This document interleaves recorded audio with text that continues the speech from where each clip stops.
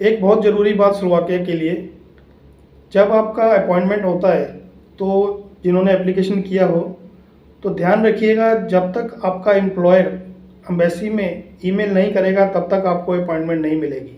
और अगर कोई थर्ड पर्सन ईमेल करता है, चाहे आपका एजेंसी कर देता है या किसी जब आप कर देते हैं, तो उस हालत में आपकी जो एप्लीकेशन है वो कैंसिल कर दी जाएगी। ये साफ साफ लिखा हुआ है स्लोवाकिया की वेबसाइट के ऊपर।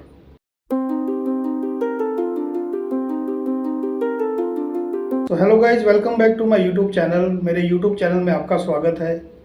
उम्मीद करता हूं कि आप सब लोग ठीक होंगे। आज का जो हमारा टॉपिक है वो है स्लोवाकिया वर्क परमिट के रिलेटेड।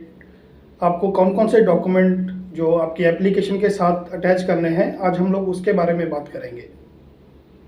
तो टाइम ख़राब ना करते हुए चलिए स्टार्ट करते हैं। किसी भी कंट्री के लिए जब आप वीज़ा एप्लीकेशन करते हैं या किसी भी मतलब टाइप में, चाहे आपको जाना है टूरिस्ट में या आपको जाना है वर्क परमिट में, तो उसका अलग अलग कंडीशन होता है कि आपका जो पासपोर्ट का वैलिडिटी कितना हो। अगर आप स्लोवाकिया में काम करने के लिए जा रहे हैं और आपके पास वर्क परमिट है, तो आपके जो पासपोर्ट की वैलिडिटी है वो आपके जो वर्क परमिट है उसकी एंड डेट से कम 6 महीना नहीं तो 1 साल मिनिमम होनी चाहिए। मतलब मान लीजिए आपका वर्क परमिट आज 1 तारीख को ख़त्म हो रहा है, तो आज से 1 साल बाद की या 6 महीने बाद की उसकी एक्सपायरी आपके पास होनी चाहिए। तो ये सबसे पहला डॉक्यूमेंट है पासपोर्ट। दूसरा डॉक्यूमेंट आपको चाहिए 2 फोटोग्राफ जो कि वाइट बैकग्राउंड के साथ हो, और ये एम्बेसी की गाइडलाइन के मुताबिक होनी चाहिए। आप वेबसाइट पे जाके चेक कर सकते हैं कि कौन सा साइज़ है। मोस्टली एम्बेसीज का जो साइज़ होता है सबका सेम होता है, फिर भी आप एक बार स्लोवाकिया की वेबसाइट पे जाके चेक कर सकते हैं। नेक्स्ट डॉक्यूमेंट है मेडिकल इंश्योरेंस, जिसको हम लोग TMI भी बोलते हैं, ट्रैवल मेडिकल इंश्योरेंस। इसका वैलिडिटी भी आपका जितना वर्क परमिट है, जैसे 1 तारीख से लेके आपका नेक्स्ट 1 साल तक ख़त्म हो रहा है, तो जब से स्टार्ट हो रहा है और जब से ख़त्म हो रहा है उस दौरान पूरे आपके पीरियड में इसका वैलिडिटी आपके पास होना चाहिए, और ये पूरे स्लोवाकिया में और पूरे यूरोप में वैलिड होना चाहिए। ये बात का आप लोग ध्यान रखिएगा। नेक्स्ट जो मेन डॉक्यूमेंट है वो है आपका वर्क परमिट। आपको आपका ओरिजिनल वर्क परमिट लगाना है और उसके साथ जितने भी डॉक्यूमेंट आए हैं आपको साथ में अटैच करने हैं, और इनकी साथ के साथ आपको फ़ोटोकॉपी भी लगानी है आपकी वीज़ा एप्लीकेशन में। आपको ये भी मेंशन करना पड़ेगा, अगर आपका वर्क परमिट आपके पास बाय कोरियर आया है या कैसे भी आपको जिस तरीके से आपका वर्क परमिट आपने रिसीव किया है, आपको वो मेंशन करना पड़ेगा कि मैंने अपना जो वर्क परमिट है वो कोरियर के थ्रू लिया है या बाय हैंड लिया है। ये आपको मतलब उसमें मेंशन करना पड़ेगा।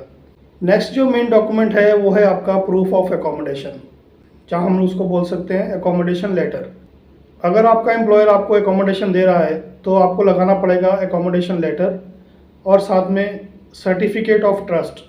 ये एक डॉक्यूमेंट है जो एम्प्लॉयर आपको प्रोवाइड करता है, और आप लोग चेक कीजिए अपना सर्टिफिकेट ऑफ ट्रस्ट कि उसमें साफ साफ दिया हुआ है कि जो एकोमोडेशन है वो आपको एम्प्लॉयर प्रोवाइड करेगा और उसका कोई चार्जेस नहीं लेगा। अगर उसमें लिखा हुआ है कि वो प्रोवाइड करेगा लेकिन उसका कुछ चार्जेस होएगा, जैसे आपको रेंट देना पड़ेगा, तो वो भी आपको मेंशन करना पड़ेगा उसमें। तो ये सर्टिफिकेट ऑफ ट्रस्ट ज़रूर चेक कीजिए उसमें क्या लिखा गया है। नेक्स्ट डॉक्यूमेंट जो आता है वो आता है proof of funds. Proof of funds आप कैसे शो करेंगे, उसका सबसे नॉर्मल जो तरीका है वो है आपका बैंक स्टेटमेंट। आपको अपना बैंक स्टेटमेंट लगाना पड़ेगा, मिनिमम 6 से 3 महीने तक का लगाना पड़ेगा। मतलब आप 3 से 6 महीने तक का उसमें बैंक स्टेटमेंट लगा सकते हैं। मिनिमम 3 महीने का एम्बेसी मांगती है, लेकिन आप 6 महीने का या 5 महीने का लगाएंगे तो भी बेटर है वो। और बैंक स्टेटमेंट आपको इस हालत में लगाना है, अगर आपका एम्प्लॉयर कोई भी फैसिलिटी आपको नहीं दे रहा है या अकोमोडेशन नहीं दे रहा है, सब खर्चे आप खुद उठा रहे हैं, तो उस हालत में आपको बैंक स्टेटमेंट लगाना पड़ेगा। बैंक स्टेटमेंट लगाना कब नहीं है, अगर आपका एम्प्लॉयर सब खर्चे आपके उठा रहा है, जितने भी आपका अकोमोडेशन वगैरह सब कुछ आपका खाने का, रहने का और आने जाने का खर्चा अगर एम्प्लॉयर उठा रहा है, तो उस हालत में आपको बैंक स्टेटमेंट लगाने का ज़रूरत नहीं है। नेक्स्ट जो डॉक्यूमेंट है वो है आपका फ़्लाइट रिजर्वेशन। फ़्लाइट रिजर्वेशन आपको मतलब टिकट खरीदना नहीं है, आप एक डमी टिकट ले सकते हैं। जिस दिन आपका फ़्लाइट आपने चूज़ किया है कि मुझे इस दिन जाना है, और जिस दिन आपका वर्क परमिट फिनिश होता है उस दिन तक, तो जिस दिन आपका वर्क परमिट फिनिश होता है उस दिन तक का आपको एक रिजर्वेशन करवा के शो करना है कि डमी टिकट मेरे पास है। नेक्स्ट जो मेन डॉक्यूमेंट है वो है आपका कवर लेटर। मोस्टली लोग कवर लेटर को बहुत हल्के में लेते हैं, सोचते हैं कि ये एक नॉर्मल पेपर है, लेकिन कवर लेटर बहुत बड़ा रोल प्ले करता है आपके वीज़ा एप्लीकेशन में, चाहे आप किसी भी कंट्री के लिए करते हो।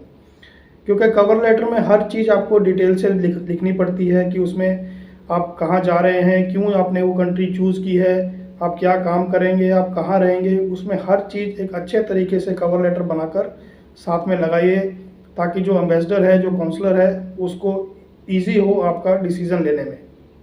नेक्स्ट जो मेन डॉक्यूमेंट है वो है पीसीसी। पीसीसी दो टाइप की होती है, पासपोर्ट क्लियरेंस सर्टिफिकेट और पुलिस क्लियरेंस सर्टिफिकेट। अगर आप स्लोवाकिया के लिए अप्लाई कर रहे हैं तो आप दोनों करवा के रख लीजिए अपने पास, और इनको साथ लेके जाना मत भूलिए, क्योंकि जब आपका टीआरसी अप्लाई होएगा स्लोवाकिया में, आपका वीज़ा लगने के बाद आप जब स्लोवाकिया जाते हैं तो टीआरसी में एप्लीकेशन करने के लिए आपको पीसीसी की फिर से ज़रूरत पड़ेगी, और इसकी जो वैलिडिटी है वो 3 महीने की रहती है। इसलिए आप जब भी जाएं तो इसे साथ ज़रूर लेकर जाएं। ये जितने भी डॉक्यूमेंट्स मैंने आपको बताए हैं, इन सब डॉक्यूमेंट्स को आपको स्लोवाकिया लैंग्वेज में ट्रांसलेट करवा के लेके जाना पड़ेगा, और ये आप कहीं से भी नहीं करवा सकते, जैसे गूगल ट्रांसलेट कर लिया और उसको प्रिंट निकाल के लगा दिया, नहीं। ये स्लोवाकिया की वेबसाइट पे ऑफिशियली दिया हुआ है कौन कौन सी कंपनियां हैं, कौन कौन से पर्सन हैं जो ऑथराइज्ड हैं इस लैंग्वेज को ट्रांसलेट करने के लिए।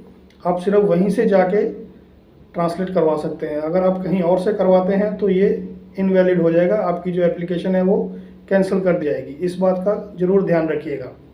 नेक्स्ट डॉक्यूमेंट आपको लगाना है आपका वीज़ा एप्लीकेशन फ़ी जो आपने भरा है उसका प्रूफ साथ में अटैच करना है। आपको कोई स्लिप आपको मिली होगी या कोई रसीद, वो आपको साथ में अटैच करनी है। उसके बाद में आपको लगाना है अपना बायोमेट्रिक्स। आपका जो बायोमेट्रिक्स होता है उसका जो फॉर्म आपको मिलता है बायोमेट्रिक्स करने के बाद, वो भी आपको साथ में अटैच करना है। सो गाइज़, ये थे कुछ डॉक्यूमेंट्स स्लोवाकिया के लिए जो आपको अपनी वीज़ा एप्लीकेशन के साथ अटैच करने हैं। अच्छे से अपना जो फाइलिंग कीजिए। किसी भी कंट्री के लिए जब आप जाते हैं तो आपका फाइलिंग एम्बेसी के रिलेटेड जो चेकलिस्ट दी हो या उसकी गाइडलाइंस के थ्रू ही होनी चाहिए। एजेंसियों के भरोसे में बैठ के उनके कहने पर कुछ भी डॉक्यूमेंट्स मत लगाइए। तो गाइज़, आज की वीडियो में इतना ही था। मिलेंगे नेक्स्ट वीडियो में, तब तक के लिए थैंक यू वेरी मच। अगर आप हमारे चैनल पर नए हैं तो चैनल को सब्सक्राइब करना मत भूलिए। एक बहुत ज़रूरी बात स्लोवाकिया के लिए, जब आपका अपॉइंटमेंट होता है तो जिन्होंने एप्लीकेशन किया हो तो ध्यान रखिएगा, जब तक आपका एम्प्लॉयर एम्बेसी में ईमेल नहीं करेगा तब तक आपको अपॉइंटमेंट नहीं मिलेगी। और अगर कोई थर्ड पर्सन ईमेल करता है, चाहे आपका एजेंसी कर देता है या किसी या आप कर देते हैं, तो उस हालत में आपकी जो एप्लीकेशन है वो कैंसिल कर दी जाएगी। ये साफ साफ लिखा हुआ है स्लोवाकिया की वेबसाइट के ऊपर।